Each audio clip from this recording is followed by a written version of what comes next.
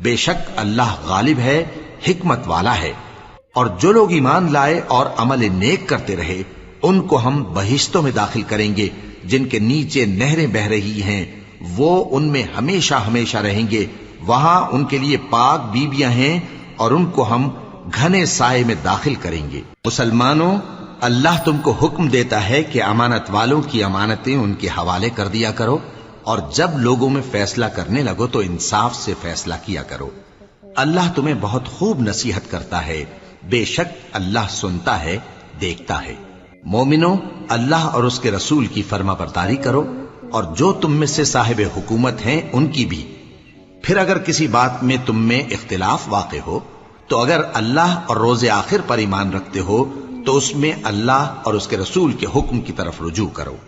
یہ بہت اچھی بات ہے اور اس کا انجام بھی اچھا ہے۔ کیا تم نے ان لوگوں کو نہیں دیکھا